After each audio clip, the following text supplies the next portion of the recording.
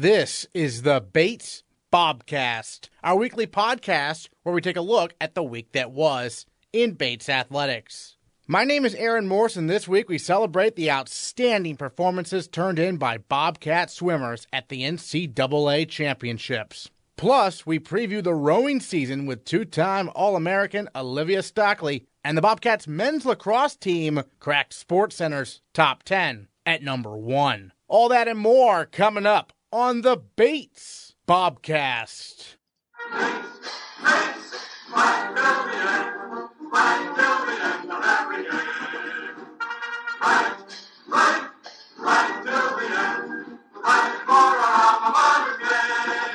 The Bates swimming program sent 6 women and a record 5 men to the NCAA Championships last week, and the results they came back with are impressive and historic. The women's team finished 12th in the nation, its second best finish ever, while the men's team set a new program record with a 14th place finish. The women's 400 freestyle relay team became the first relay in team history to finish in the top 8, taking 6th place in the championship final. All 11 swimmers, including first-year Caroline Apathy, sophomores Tanner Fuller, Yannicka Ho, and Monica Sears, and juniors Alex Bedard and Lucy Faust, deserve recognition. But to wrap up the season, we brought together the 5 Bates seniors who earned All-America honors: Teddy Pender, Jonathan Depew, Riley Ewing, Logan McGill, and Hope Logan. First, we asked Pender how it feels to be the most decorated male athlete in Bates history,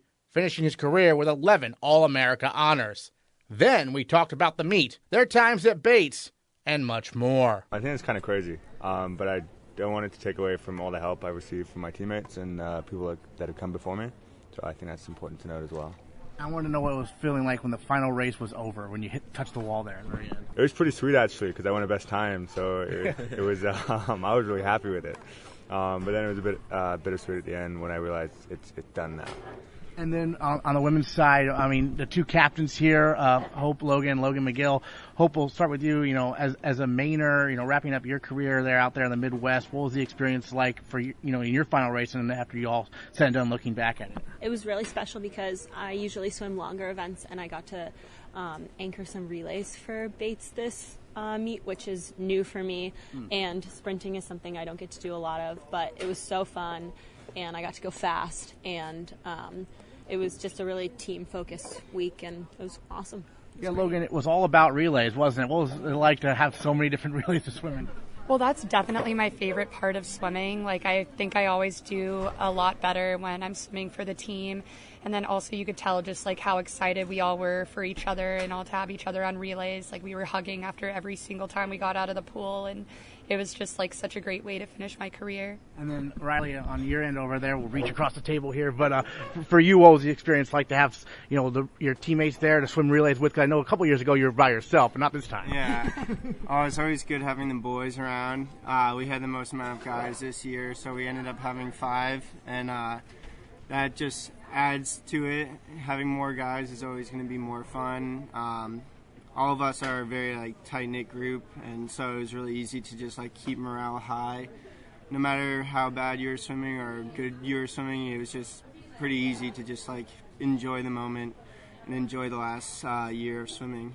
And then I was looking at the social media posts. Jonathan, it seems like Coach was really having the time of his life watching all you go so fast, right? Coach Hartz actually started his coaching career at Wabash in Indiana. So going back to Indianapolis is kind of like a reminder of where he started, and shows you how far he's gotten with the Bates program now. So yeah, it was definitely, Coach was, I think, very happy with our performances. You all had your families there. The Depew families had many Depews throughout the time coming to Bates and swimming. So what was it like to have everyone there in one spot as well? It was awesome. I think that's since my sophomore year, that was the first time we had everyone, all my siblings at the same meet. So for it to be the final meet and have all my siblings and my parents there, it was pretty fun.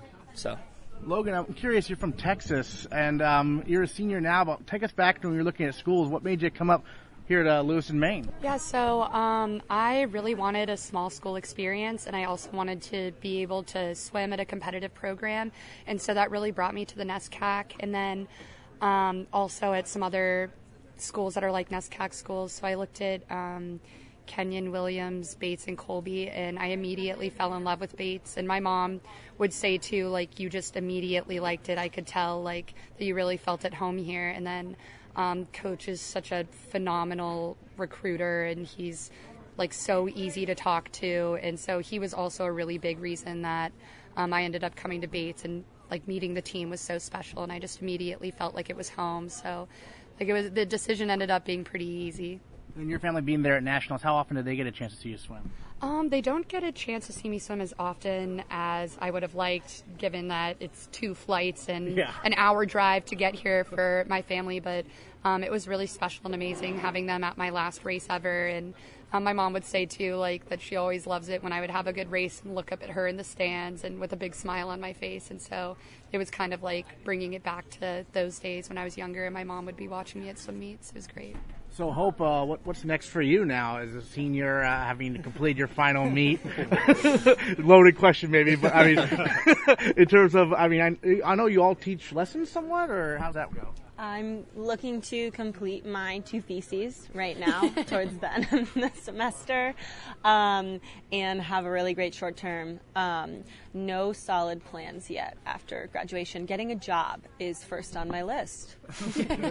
But are there people here who teach lessons? The whole team does some lessons. And I think Riley is doing lessons right now, but we had the option of either doing lessons now or in short term because of the short, time frame with coming back from nationals. So like the 4 of us are doing lessons over short term. Gotcha. So Riley, you're doing them now. So who are the type of kids you're working with? A lot of kids from the community, ranging all ages. We have a lot of younger kids, actually. So I actually have a 6-year-old, and he's going to be, I think he's a novice swimmer, so we'll probably be working a lot on freestyle and maybe even just floating and getting the head under, just getting accustomed to the water. But they're all ranges, all abilities, and it's always just fun having that one-on-one with the kid. Now we have the 5 seniors here, but there are obviously other folks at the meet as well. And so what would like to see some of the younger swimmers do so well? Oh, it's absolutely great to see people like on the men's side, Tanner and Alex Bedard there, because they're there with us in practice every day, and they're the ones who push us. But it's great to inspire them, and they help inspire other people on the team to achieve what we know that it can achieve, and that's competing at the national level. It's fantastic seeing younger people at the meet. Yannicka definitely was really happy with how she swam. She won a best time in the 100 free leading off the relay and was just ecstatic. And then Caroline had a phenomenal swim on the 400 medley relay, going almost a second faster than I think she went individually. So it just goes to show like how great we are when we swim for our team.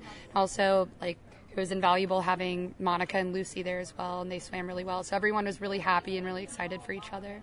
And then hoping we see these national meets, we see the NESCAC schools all finish or a lot of them finish top 12 essentially, top 15 or whatever. What does that say about the strength of this conference? It's pretty incredible, isn't it? Yeah, it was so impressive. There were 7 NESCAC teams there, right? Yeah, more. Showing for there was a lot of relays there, a lot of relay swimming in the consolation final. And the finals at night, and so it was a huge showing. It was great to see the other swimmers on deck from the NESCAC. You recognize them, you say hello, and there's definitely a new atmosphere of the NESCAC really coming together at nationals. And the cheer. And the cheer. Yeah, the cheers was super fun. Everyone does the mids on a warpath cheer, changed into CACs on a warpath, which is awesome because the Middlebury girls led us in that this year. It was cool. Oh, nice. So you modify one of the cheers into the whole conference, basically? Yeah, exactly. Gotcha.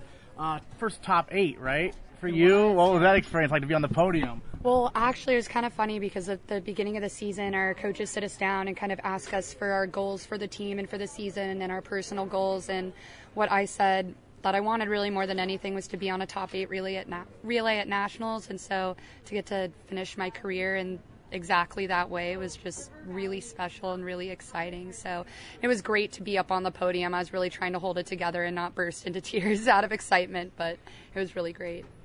And then, looking forward, we talked about the swim lessons you all are doing, but tell me about some of your short-term plans. Teddy, what about you? Well, I'm going to be working for Coach, helping him out with swim camp and organizing that. So I'm looking forward to that. It should be some fun. After short term, so I'm looking for jobs in data science field, things to do with analytics. guess where my strengths lie. And I'm looking forward to that. Yeah, so short term I'm doing a course, Life Architecture, which is kind of career planning based. And then post-grad I don't have any plans, but I'm a math major like Teddy, and so I'm looking in a similar data analytics field. So if anyone listening is hiring, let me know. We'll send a podcast to all the data analytics companies. Yeah, sounds good. Is that typical to have swimmers be math majors, or is that just something unique to you guys? Not typical. Not typical. I mean, there's always a few. Yeah, there's always a few. Yeah. Riley, what about you? So I guess this short term I'm going to be doing some travel, but come summer I'm going to be working at the swim camp for a couple weeks. So it'll be great to just stick around, and then after that, just relax. Hopefully do some job search and find something, but I'm really hoping to just like hang out this summer and see the world, see a bunch of friends, and hang out after all this 4 years of like this hard work. And honestly, with like swimming being done, I don't have any obligation to like stick my head in a pool. So yeah. Well, speaking of that, I mean, competitive swimming is this? I mean, it's hard. It's hard training. So, is there any visions here at the table of doing competitive swimming later on in some capacity, or? That's definitely a good question, and one that a lot of people have been asking me. I was saying, to my parents, I'm so glad you were there for my last race ever. And they're like, well, you could do masters swimming. And I was like, I don't want to think about that right now. I need a long break, and then I'll consider it. But I was telling people, too, I don't know what I'm going to do, really, without that competitive outlet. And I've been an athlete my whole life, so it's definitely going to be weird making that transition.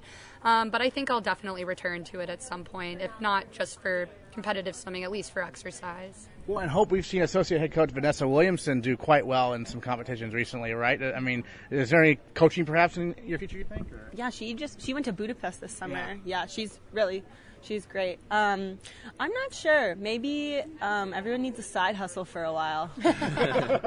Currently my side hustle is waitressing, but maybe I could add that into the mix. What was it like being the captains this year, working together to lead the team?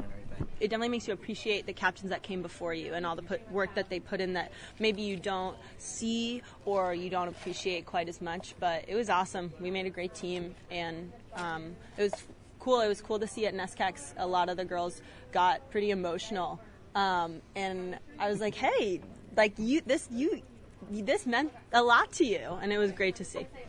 For you? Oh yeah, definitely just echoing what Hope said. I think we worked really well together as a team. We definitely have different strengths, and we're able to use each other's strengths in ways that benefited the women's team. And then also, we had a lot of help. I mean, being the only two women from our grade, usually the seniors will also kind of step up and help the captains, but we didn't really have that. So a lot of the younger kids really stepped up and took on more leadership roles, and it was really exciting to see that, and gives us a lot of hope for the future of the team as well. All right, we'll go around the table for one final question. I want your final thoughts, and best you can, about what your time at Bates has meant to you from swimming and academic perspective. Definitely rewarding. I think maybe the big theme for me is it's not always easy, but it's always worth it, and nothing that's worth it is ever easy. So just keeping that in mind, and keeping kind of the goal setting in mind, and being able to tackle these goals and overcome all the obstacles on the way to the goals. That's probably what Bates Athletics has meant to me in my 4 years. Teddy? So I looked for the best academics and the best athletics that I could find, and I definitely found that here. The academics are second to none, and only through hard work will you achieve great things here, and that's exactly what we do. And then secondly, with the athletic side of things, I definitely found 3 coaches, Vanessa, Pete, and Bill, who all helped me achieve what I wanted to achieve. So if you're listening to this and thinking about coming to Bates, want to swim fast and do great things in the world, then this is the place for you.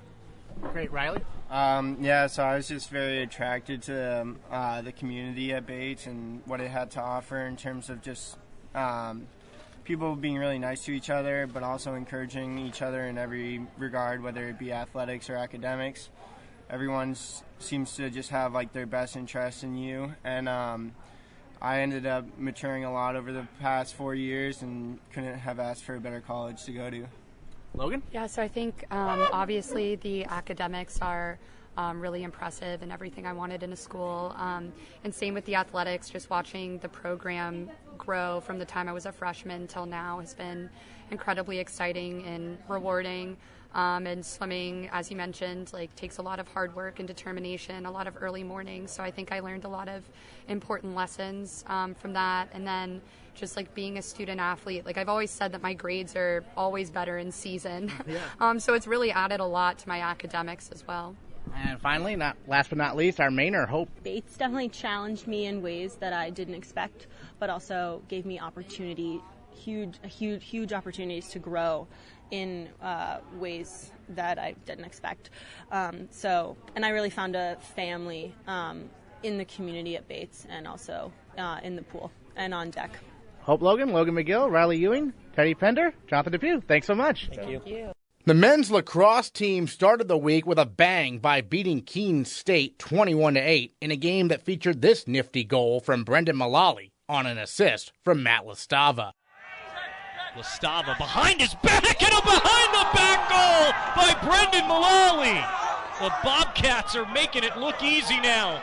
The behind-the-back pass leading to a behind-the-back goal made ESPN's SportsCenters top plays that night at number 1. Although the Bobcats fell to Williams on Saturday, Bates is back in action Tuesday night hosting Endicott at Garcelon Field. The women's lacrosse team beat Roger Williams 13-5 on Thursday, and the Bobcats followed that up by earning their first NESCAC win of the year, a come-from-behind 11-10 victory at Williams on Saturday.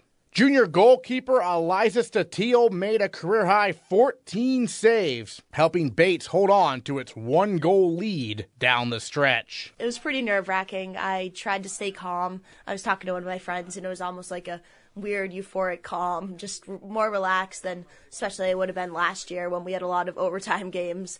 I was really hoping that we didn't go into overtime and was just thinking, okay, the next play is the most important. On defense, we're like, it's going to be really tight. Don't foul, make good decisions, and that's what we tried to do. This team has been involved in so many close games, not just this year, but last year, even the year before. What's that been like for you, in your 3 years in this program, all these close games, it seems like? It's always a thriller. We go into every NESCAC game thinking, okay, this could go either way, but that's really excited when you're playing some of the typically top scoring teams and top ranking teams in the NESCAC. You think, okay, I can compete with anyone out here, and that's really nice, but you can't underestimate anyone. So in this game, you're down 3 goals. Camille Belté gets her second yellow card, so she has to sit out the rest of the game. Then you go down 4 goals, and the team's able to rally. I mean, what were you thinking? You're down 4 goals at that point. It's like, oh, man, we don't have Camille either. Yeah. So we had a timeout pretty close to when Cam got her second yellow card, and I have to give a lot of credit to our bench. They were going crazy, and that energy sparked us going into the next couple of fast break goals that we had. Teal stepped up huge, scored a couple goals at the end there, and then we just kept momentum, kept rolling. We're like, okay, keep possession, hold on to the ball, make good decisions, and it was huge that everyone stepped up surrounding that. Obviously, the shot clock is new this year. How's it impacted the game for you? For me, it's almost nice because I can be like, okay, I can focus for 90 seconds, try and make a save in that, and then we either have to win the ground ball in the 8-meter or just hold it off and make sure we get a good clear off that. But it's been kind of nice. It gives me a little bit more of what to expect as opposed to getting lulled to sleep for a couple of minutes and then a shot coming after 4 or 5 minutes, which is what attackers used to do last year. 2-0 week for the team. You also beat Roger Williams there in non-conference midweek. How did those non-conference games have you prepared for the NESCAC one? Yeah, so we called it Williams week, which is really funny. Right. And we were hoping to get 2 huge wins this week, our first NESCAC one, which worked out well. But Roger Williams definitely prepared us. They're a good non-conference team, and we're hoping to win all of our non-conference games. But we got some momentum going in, started scoring a lot of goals again after Trinity, which was really helpful. And then we're hoping to keep that ball rolling as we go into Hamilton and St. Joe's this week. Obviously, every team in the NESCAC is tough, but you have already dealt with 2 of the more elite teams in the conference. So you see probably some optimism looking at the future here in terms of the schedule, right? Mm-hmm. Definitely. We're looking forward to playing Colby, Bowdoin, a couple of other NESCACs that are closer to us, and then Tufts and Amherst will be a battle. However, we know that we can compete now. And I think after coming from 4 goals down, be like, okay, we can fight back. Any deficit doesn't really matter to us anymore. It's okay, we can compete with any team. So, and we're our own worst enemy. Like, we're the team that we're competing against the most. Gotcha. And your second year as a starter in goal, what adjustments have you made from your first year? What did you learn from last year you're applying to this season, you think? I'm trying to be more relaxed when I step into the goal and make good decisions, especially in transition. That's been huge, trying to eliminate turnovers in the clear, make good decisions off of that. But I think I finally realized, like, okay, I can make a huge impact, and trying to be someone that keeps us in games and makes a huge difference when the games are tight. Tell me a little bit about your one of your first years there, Summer. She seemed to have a big impact right away, right? Yeah, Summer's great. She's been really helpful in the midfield. She's a lefty, which I hope other NESCAC teams don't hear, but she's a lefty, and she's been scoring a lot of goals for us, doing really good things on the draw. She's one of our middies that's on the circle, so we're really excited for her for the next couple of years. You mentioned Hamilton coming up. Obviously, I think they had a really good year last year. Maybe not as great so far this season, but what do you remember from last year about them? Hamilton came out really strong last year. We played them at Hamilton, so I'm excited to play them at home, which will be really nice. I think we have to come out strong, come out shooting really well, like we do against all NESCAC teams. They've had a couple of tough games recently, so hopefully we can use our momentum and try and counter that. Overall, that Williams game, where does that rank in terms of thrillers that you've played in, you think? That's up there. That's one I'll remember for a really long time. I think just everyone running and hugging me at the end of the game was huge, and the energy that we felt, so that was a lot of fun. All right, Eliza, thanks so much. Yeah, thank you. The baseball team won its 3rd straight game Sunday, rallying from 3 runs down in the top of the 9th to prevail 4-3 over the University of Massachusetts Dartmouth. The Bobcats did not record a hit until Pat Beaton's go-ahead single with 2 outs in the 9th put Bates up by 1 run. Senior captain Connor Russell got a no decision, but he tossed 7 strong innings, allowing just 2 runs, while striking out a career-high 8. I think part of it was that it was so cold that they probably couldn't feel the bat in their hands. But no, I was keeping the ball low all game, which is something we've been working on a lot lately. And just kind of mixing speeds, keeping the ball low. They were chasing a little bit and led to more strikeouts than usual. So when it's that cold, what are some of the advantages and disadvantages for a pitcher like yourself? Some innings it was snowing, some innings it was windy, so you just got to find the right moments to be on the mound and just keep the ball low. That's really what it comes down to. Is that one of the crazier wins you've had during your time here in terms of the team? Because, I mean, 1 hit, but a 4-3 victory, and being no hit till the 9th inning. Yeah, it was. I mean, it was a crazy series of events. I think it would probably be one of the weirder wins in my career here, between walks, hit batsmen, and a couple fielders' choice without a hit. Is to score a couple runs there is pretty wild. 7th inning, I know you ran into some trouble. You were able to get out, get the inning, get through the inning, I should say. And so, what was key to kind of limiting the damage there? I was starting to get a little tired in the 7th, I could tell.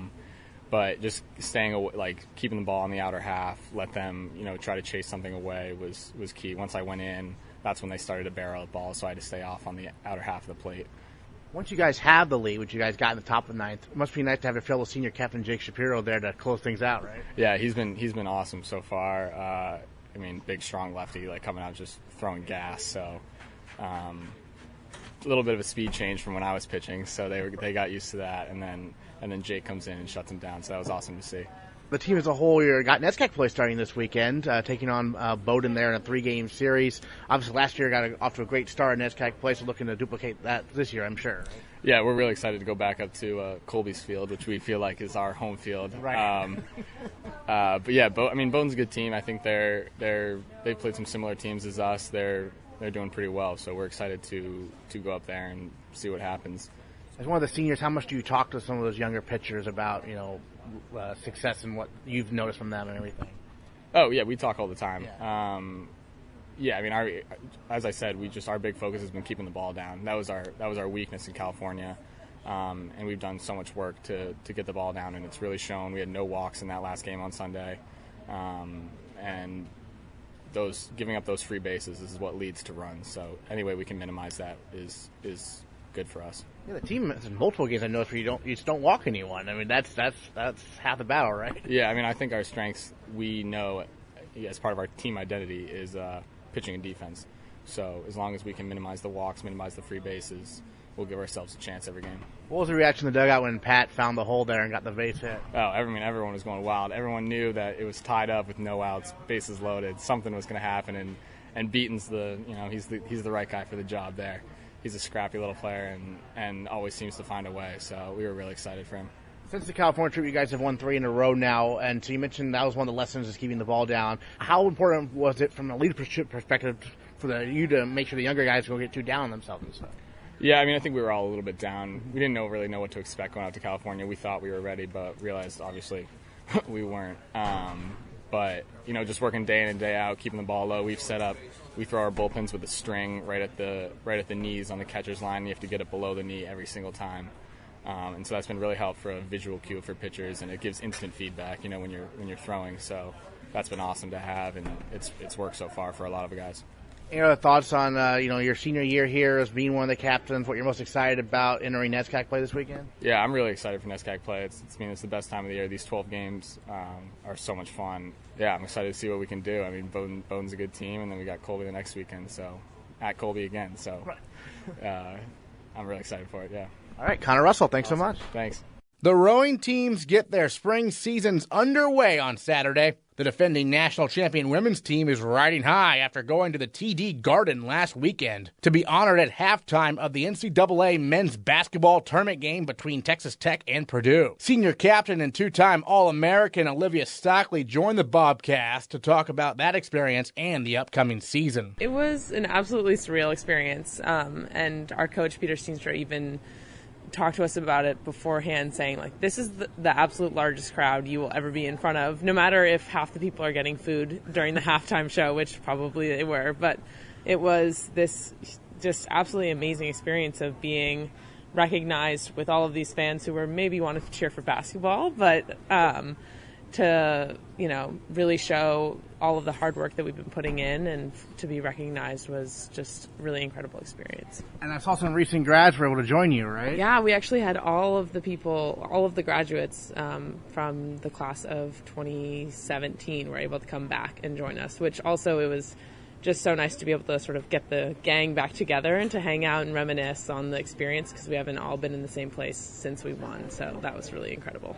So I don't know if folks listening know this, but we're talking to a 2-time All-American here, right? An All-American in rowing is so interesting because an average person looks at rowing and they see, a group of people, and that's what it is, a group of people working together. What does it mean to you to get those individual honors like that? I feel very lucky to have sort of achieved that honor, but I mean, I wouldn't be in that position without the rest of the people in the boat. I mean, it is an individual award, but without the placement that we've gotten at all of the races that we've been a part of, I wouldn't be obtaining that honor. So, it's not about patting yourself on the back. It's about thanking the rest of your teammates for helping you get to that place. Well, speaking of the rest of your teammates, you all won the head of the Charles Collegiate 8 this past fall. I mean, that's obviously one of the most famous guys in the world, right? What was that experience like for you? I mean, the team had done it before, but was this the first time you'd been on the winning team? This was. Yeah. So the last time around, my sister was actually in the boat, and nice. She won. And that was my freshman year, which was my first head of the Charles racing opportunity that I've ever been on. I've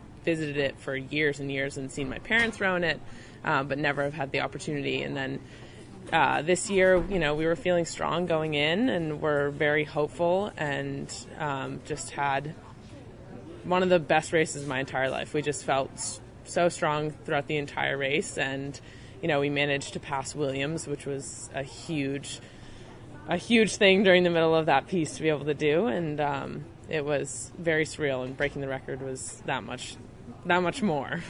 In the world of rowing, I mean, is that almost a bigger deal at the NCAA, or is not quite? I mean, I think in terms of collegiate rowing, I would say NCAA is, the more prestigious, because it is, you're the national champion. But head of the Charles, I think, sort of in the global rowing sphere, is a very, very prestigious race, and it's equivalent to like the Oxford-Cambridge race, which you see over in England.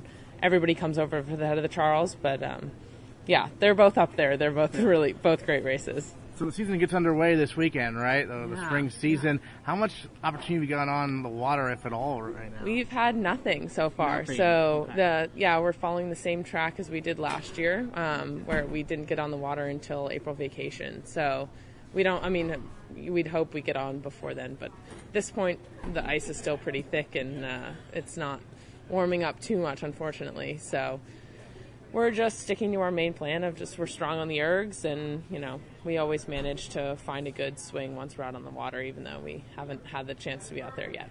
So how does the erg training help you prepare for the races coming up? Well, Coach likes to put us through a bunch of technique and drills while we're on the erg, so to sort of give us what we would be doing on the water, but what we can only do on an ergometer. So staying in time with each other and making sure we're all swinging together gives us the opportunity to mimic a boat, but also maintaining sort of our cardio and strength that we do with the ergometer. So you're a Mainer from Portland. Why do you, back when you were choosing college, your sister went here, obviously. Was that a big factor in wanting to go here? It was. Or was that a mitigating factor? And no, that she was, at first I wasn't sure. I wasn't dead set on Bates, and she really turned me onto the school and especially onto the rowing team. So I definitely have her to thank for coming to Bates and rowing at Bates. So, yeah. It's really up to her. Do you remember how she first ended up coming here? She was also looking at collegiate rowing programs and was looking at similar schools like the NESCAC, small liberal arts colleges, and landed on Bates somehow. And she had gone to boarding school, so she didn't mind coming back to Maine and being here for her college experience, and fell in love, and then so did I. So you're a captain this year, right? Yes. So what are some of the extra responsibilities maybe you have this season? I think a lot of it is just sort of being the liaison between coach and the team when, we're doing a practice that maybe is really tough and, we're all feeling a little run down. It's just keeping that pep up and making sure that everybody is doing what they're supposed to be doing, even when we maybe don't want to as much. And then, of course, just meeting with coach and logistics-wise talking with him. But, yeah. A lot of logistics in rowing. A lot of logistics. a lot of logistics, yeah. Even just organizing van rides is what the captain is doing, which is not a pretty task, but it has to be done. So tell us about the regatta race you have this weekend. So we actually have two races, over the course of one morning, and on the same body of water. So we're racing. We have a new race this year against Georgetown and University of Rhode Island, I believe. And then we also have our returning race of the Harvard Lightweights, which is very exciting because they're not crews that we see during almost any of our other races. But we've managed to maintain this race over the past couple of years, and we're excited to go back and see them again. So what position are you in the boat this year? I mean, I know it always mixes around. It always mixes around, but I'm usually sitting right in the powerhouse, so either in 4 or 6 seat. I'm a port, so I don't have a lot of places to go, and I'm never really seen in bow, and I'm not a stroke seat. So 4 or 6 is usually where I am. And has that been where you were in high school and stuff like that too? High school I actually was a stroke, okay. And then I came here and realized quickly that I was not a stroke. I was meant to sit in the powerhouse, and have just been thriving there since then. All right, for novices with rowing, what is powerhouse? I mean, I can guess. The powerhouse, yeah. So powerhouse, just they think of it as like the engine room of the boat. So you have the stroke, who's setting the pace and making sure everybody stays in time, and then 7 seat is mimicking them so that everybody else is following them, and then the middle 4 people of the boat are known as like the engine room. So where the brute strength comes from, as they like to say. Yeah. Great. And I know you have a new coxswain this year in the first varsity, and she's already led you to the title, and Charles but Hannah DeBruin really stepping up, right? Yeah, absolutely. I think we see it every year with new coxswains coming up and taking from past coxswains and using their own personal methods and just figuring out how to lead crews the best that they can. So, any your thoughts on the upcoming season? I'm just excited to finish my 4 years. It's a little already getting sentimental, is maybe feels a little too soon, but just excited to get the racing season started. We've been waiting for it for so long in the dead of winter, so ready to get going. There you go, Olivia Stockly. Thanks so much. Thank you. To wrap up this week's episode of the Bates Bobcast, we talk with a pair of podcasters who happen to be Bates alumni. Sam Evans-Brown and Alex Kapelman both graduated from Bates in 2009. Evans-Brown was a Nordic skier at Bates who competed at the NCAA Championships for the Bobcats his senior season. He currently hosts the podcast Outside In on New Hampshire Public Radio. Meanwhile, Alex Kapelman was the captain of the men's ultimate team, one of the school's many club sports. He recently hosted a podcast called The Decision, in which he had fans of every NBA team attempt to convince him to abandon his beloved New York Knicks. Kapelman is also an adjunct professor of journalism at NYU. They were here this week to talk to Bates students, faculty, and staff as part of the Purposeful Work Unplugged series. And afterward, Kapelman and Evans Brown reflected on ultimate,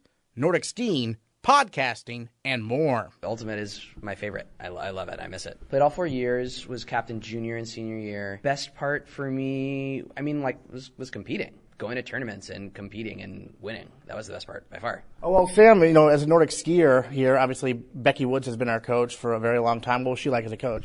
Becky was team mom. Everyone referred to her that way. And she's great. She's very supportive and was just sort of trying to let you make your training work for you, right? So get out of the way, make everything easy, so that you could put in the many hours it took to be a fast skier. Well, we've talked about this, skiing at Bates. I mean, you're off campus a lot, right? So how did you manage to balance the time you had to spend away, whether it be practicing or at carnivals with the academics here? I will say there's a very real skill that I learned from skiing is time management, right? You just had every moment was very much allotted for while I was here at Bates. You're still skiing though, right? So why did you decide to continue it after college? So I coached the local high school team over in Concord, New Hampshire, and it's because I'm obsessed with the sport, and I can't stop. And actually, but interacting with the high school kids is probably my favorite thing that I do right now, because they're just, many of them are just getting into it, and it's like you're handing them your first love. Let's talk about your podcasts. First of all, the Decision podcast, which came out recently. The final episode, I believe, was back in October, right?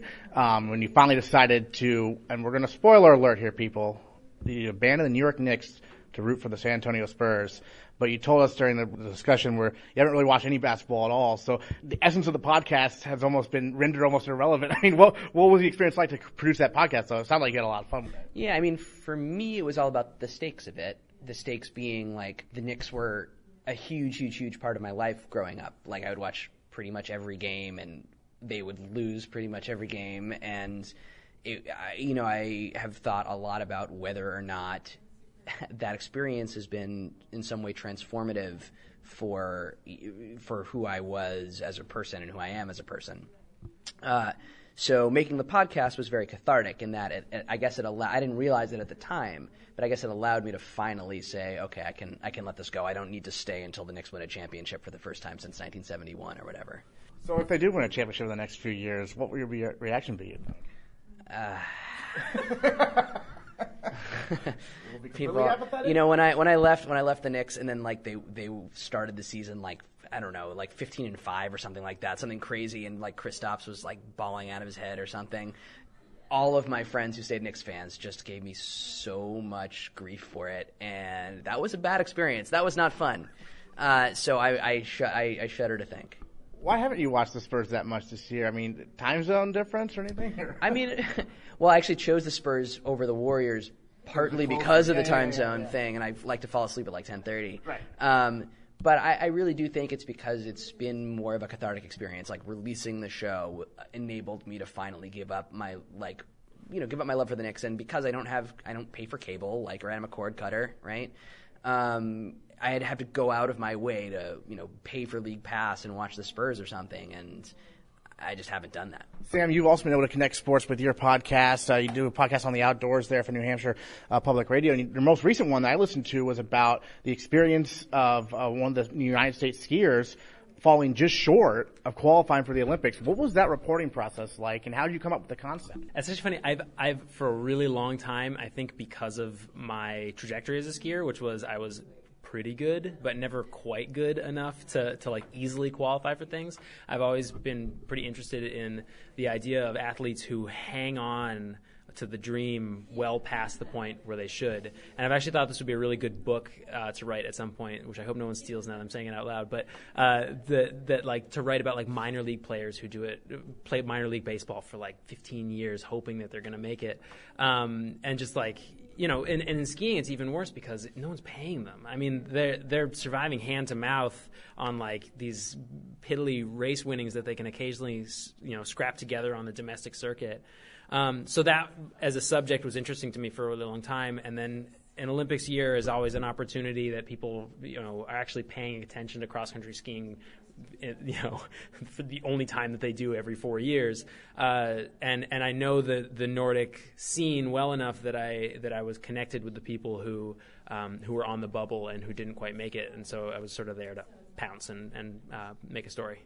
Going back to you, Alex, in terms of podcasting, as you're, he works for New Hampshire Public Radio, you're more of an individual type of, in terms of this is like from the ground up. What really gave you the idea to try to get into this without joining on to like a bigger network? Well, I think it probably comes from my background as a musician. I was, in a New York indie band, after graduating, and basically everything there was like record yourself, like promote yourself, like reach out to every blog yourself. Like you had to do it all yourself because, Atlantic Records wasn't knocking on my door saying like, hey man, do you mind if we pay you to go record an album? So that was mostly the inspiration for me when I started my own show, just being like, you know what, I'm just going to go and do this myself. And like, if it works, awesome. If it doesn't, I'll try something else. And then it worked. And that's colored my philosophy about making podcasts since.